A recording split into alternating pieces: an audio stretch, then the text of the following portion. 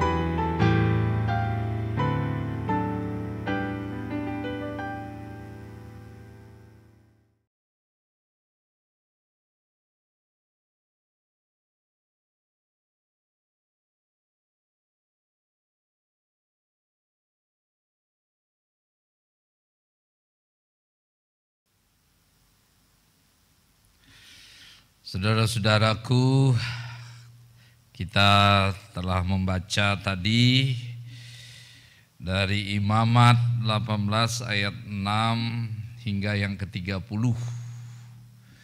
Dan renungan malam ini dalam ibadah keluarga diberi tema Kuduslah kamu sebab aku kudus. Kita mungkin pernah menonton film serial keluarga yang sangat terkenal di TVRI yang berjudul Keluarga Cemara. Nah, ada lagu soundtracknya yang sangat terkenal. Kalimatnya diawali dengan harta yang paling berharga adalah keluarga. Mari kita mendengarkan sepenggal syair dari lagu soundtrack film Keluarga Cemara.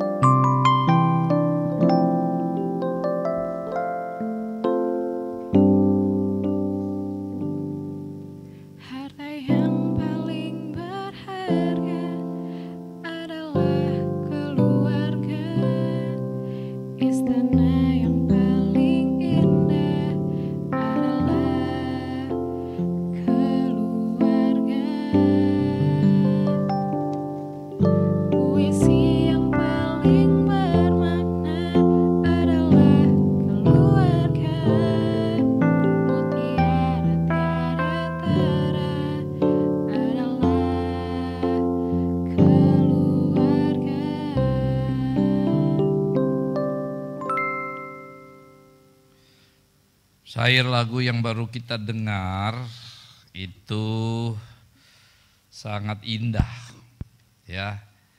Harta yang paling berharga adalah keluarga. Istana yang paling indah adalah keluarga. Puisi yang paling bermakna adalah keluarga. Mutiara tiada tara adalah keluarga. Syair lagu ini hendak menegaskan kepada kita semua betapa pentingnya keluarga itu. Jadi syair ini bukan hanya sekedar lirik tanpa makna, tapi benar ungkapan dalam syair ini mau mengajak kita melihat lagi betapa pentingnya keluarga. Kita semua hadir dalam sebuah keluarga, bertumbuh berkembang dalam keluarga. Nilai-nilai rohani, nilai-nilai Kristiani, nilai-nilai kehidupan itu diawali dalam keluarga. Jadi betapa pentingnya keluarga itu. Dan dalam konteks kita pada malam hari ini, ketika berbicara mengenai kekudusan, tema khotbah kita kan kuduslah kamu sebab aku kudus. Dari Imamat 18 yang kita baca. Jelas dimulai dari mana? Bapak Ibu. Topik kita dimulai dari keluarga. Mulai ayat 6 itu. Ya. Dimulai dari relasi yang harus baik di dalam rumah tangga, dalam keluarga. Teks kita kan, coba perhatikan judulnya, kudusnya perkawinan. Bicara perkawinan kan bicara keluarga, ayah, ibu, anak-anak.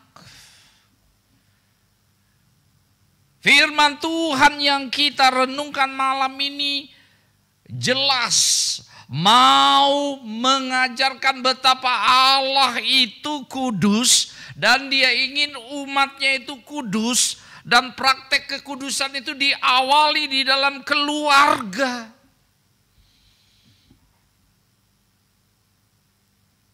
Semuanya mulai dari keluarga, Bapak Ibu. Kalau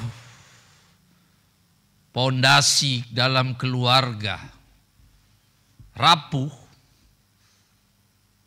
wah, perkembangan pribadi khususnya anak-anak ke depan juga kacau. Meletakkan nilai-nilai kehidupan yang baik dimulai dalam keluarga. Jangan sampai nilai-nilai yang jahat, nilai-nilai yang tidak Tuhan kehendaki yang bertumbuh dan berkembang dalam keluarga. Keluarga adalah pondasi dan dari kehidupan masyarakat dan juga gereja. Dan pada saat ini kita bicara dari firman Tuhan betapa Allah menghendaki umat Tuhan itu hidup kudus. Sebab Tuhan itu kudus. Coba kita lihat Imamat 20 ya, ayat 26. Imamat 20 ayat 26. Saya bacakan. Kuduslah kamu bagiku, sebab aku ini Tuhan kudus. Dan aku telah memisahkan kamu dari bangsa-bangsa lain supaya kamu menjadi milikku. Jadi kata kudus itu bahasa Ibraninya kados, yang berarti dipisahkan atau dikhususkan. Umat Tuhan itu kudus artinya ketika mereka mempunyai relasi dengan Allah, mereka harus sadar mereka itu spesial. Dipisahkan dari bangsa lain bukan untuk eksklusif, tetapi mereka punya jati diri sebagai umat Tuhan yang tidak dikuasai oleh dosa, tidak menyembah berhala, berbeda dengan bangsa-bangsa lain. Makanya mereka dipisahkan, dikhususkan, spesial. Itu artinya kudus. Tapi dalam prakteknya sering umat Israel tidak menampakkan kekudusan seperti yang Allah kehendaki. Dan sering kekudusan itu luntur dan tidak nampak karena apa? Keluarga itu lemah fondasi kehidupan beriman. Makanya Bapak Ibu, singkat saja kalau kita perhatikan ya dalam kehidupan bangsa Israel, keluarga inti dalam masyarakat Israel terdiri dari apa? Ayah, ibu, anak laki-laki, anak perempuan, saudara laki-laki dan saudara perempuan. Maka ditekankan sekali lagi bahwa seorang laki-laki tidak boleh menikah dengan istri ayahnya, ibu kandung maupun ibu tiri. Lihat ayat 7 dan 8. Dengan saudara perempuan ayat 9 dan 10. Cucu perempuan juga ayat 10. Larangan perkawinan ini diperluas untuk mencakup saudara perempuan dari ayah atau ibu. Ayat 12 sampai 13. Bahkan ada larangan untuk kawin dengan saudara. Demikian seorang laki-laki tidak boleh menikah dengan istri saudara-saudara ayah. Ayat 14. Menantu perempuan ayat 15. Istri saudara ayat 16. Anak maupun cucu dari istri ayat 17. Saudara perempuan istri selama istri masih hidup ayat 18. Selain itu segala bentuk perzinahan ayat 20. Dan hubungan seksual yang tidak normal seperti dengan sesama jenis ayat 22. Dengan binatang ayat 23 juga dilarang. Wah, kalau kita baca ya, memang dahsyat sekali. Peringatan keras diberikan bagi mereka yang melanggar perintah di atas. Karena apa? Akibatnya itu ayat 24 hingga 30. Nah, ini yang saya mau bacakan Bapak Ibu. Ayat 24 hingga 30 pasal 18. Coba Bapak Ibu perhatikan ya. Ayat 24. Janganlah kamu menajiskan dirimu dengan semuanya itu. Yang tadi ayat 6 sampai 23. Sebab dengan semuanya itu bangsa-bangsa yang akan kuhalaukan dari depanmu telah menjadi najis. Negeri itu telah menjadi najis dan aku telah membalaskan kesalahannya kepadanya. Sehingga negeri itu memuntahkan penduduknya. Tapi kamu ini haruslah tetap berpegang pada ketetapanku dan peraturanku. Dan jangan melakukan sesuatu pun dari segala kekejian itu. Baik orang Israel asli maupun orang asing yang tinggal di tengah-tengahmu. Jadi praktek-praktek kehidupan dalam ayat 6 sampai 23 itu dilakukan oleh bangsa non-Israel. Ya, nah orang Israel tidak boleh seperti itu. Keluarga umat Israel atau keluarga yang kudus, yang tidak najis, tidak tercemar dengan dosa. Karena itu dalam ayat 30, ayat 29 sampai 30 saya bacakan. Karena setiap orang yang melakukan suatu pun dari segala kekejian itu, orang itu harus dilenyapkan dari tengah-tengah bangsanya. Dengan demikian kamu harus tetap berpegang pada kewajibanmu terhadap aku. Dan jangan kamu melakukan sesuatu dari kebiasaan yang keji itu yang dilakukan sebelum kamu. Dan janganlah kamu menajiskan dirimu dengan semuanya itu. Akulah Tuhan Allahmu. Allah tidak mau umat Israel, keluarga umat Israel melakukan hal-hal yang berdosa, moral yang bejat. Yang harus mereka lakukan apa? Berpegang pada apa yang Tuhan mau. Berarti hidup kudus. Kenapa umat Tuhan harus hidup kudus? Sebab Tuhan itu kudus. Coba kita perhatikan pasal 19 ayat 2. Berbicaralah kepada segenap jemaat Israel dan katakanlah kepada mereka, kuduslah kamu, sebab aku Tuhan Allahmu kudus. Ini penting, kekudusan itu bagian dari kehidupan perjanjian dengan Tuhan. Dan ini yang menjadi ciri kehidupan umat pilihan. Hidup kudus. Hidup yang dipisahkan, yang dikhususkan, tidak melakukan dosa-dosa yang Allah tidak kehendaki. Dan apa artinya ini Bapak Ibu bagi kita? Pertama, kita harus melihat bahwa kita ada dalam perjanjian baru di mana Kristus menuntun kita dengan Roh Kudus. Perhatikan Roh Kudus. Dan kita harus melihat pentingnya keluarga yang kudus. Sebagai umat Tuhan di GBW Trinitas, mari suami istri, anak-anak itu hadir itu karena kehendak Tuhan. Waktu Bapak Ibu menikah itu diberkati, berarti kita milik Tuhan. Dikaruniakan anak. Dan dalam perjalanan banyak tantangan pergumulan. Nah di sini kadang-kadang kita tidak lagi membiarkan Tuhan bekerja. Kita tidak lagi hidup kudus. Kita hanya hidup menurut apa yang kita mau.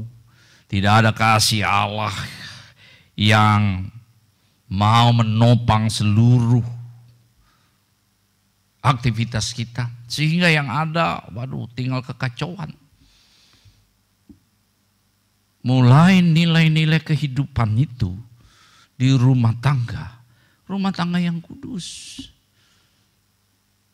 Barangkali sekarang ada permasalahan berat yang tidak bisa diselesaikan. Ada dosa-dosa yang merusak fondasi perkawinan kita. Tuhan bisa memulihkan. Roh Kudus hadir. Kita baru saja merayakan turunnya Roh Kudus. Jangan menyerah Bapak Ibu, Tuhan bisa memulihkan. Yang penting ada pengakuan, kita mengaku salah dan ada pengampunan. Bukan saja masalah ketidaksetiaan, masalah moral, tapi banyak hal sifat-sifat buruk yang merusak pondasi perkawinan. Karena apa? Kita barangkali sudah lupa dengan Kristus. Tuhan sanggup memulihkan kita. Mari kita lihat video ini yang bicara mengenai keluarga yang dipulihkan.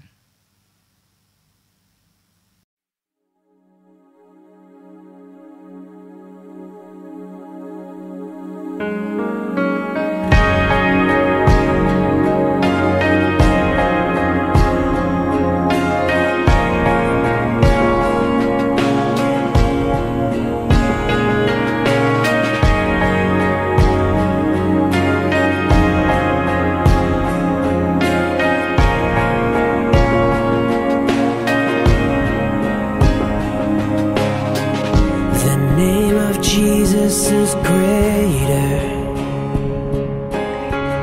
The name of Jesus is stronger. The name of Jesus is higher above all things.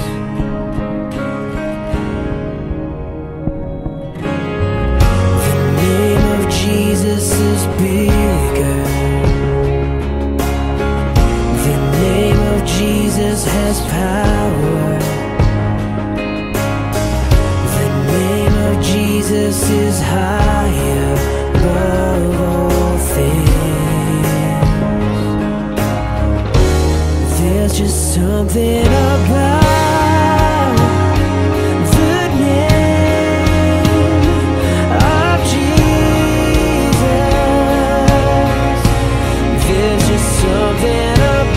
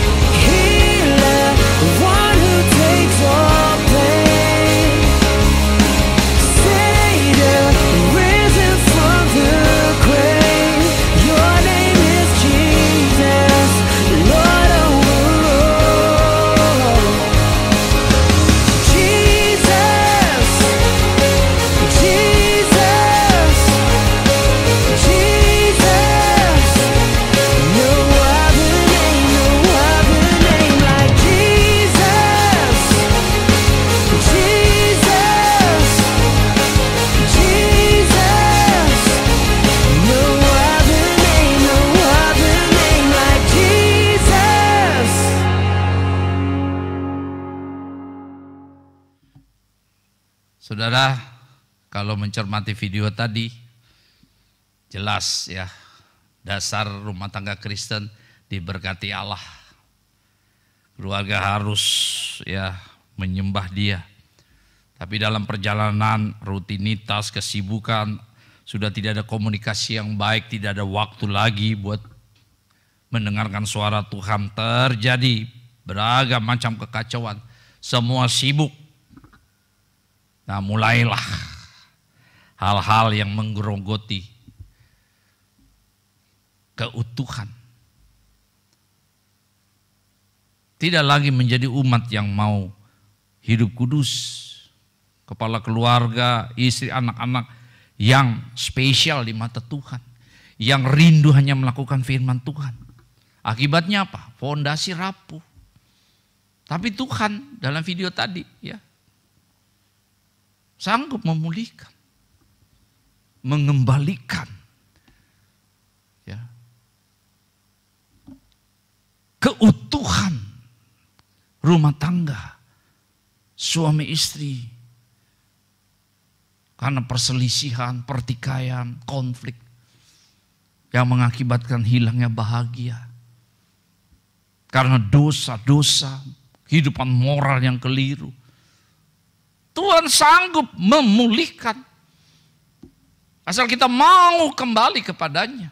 Meminta Kristus yang memulihkan kita. Tidak ada kata terlambat Bapak Ibu.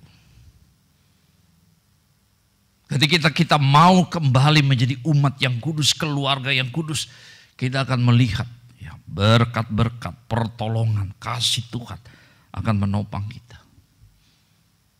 Nah yang kedua, bulan Juni ini bulan Pelkes Bapak Ibu.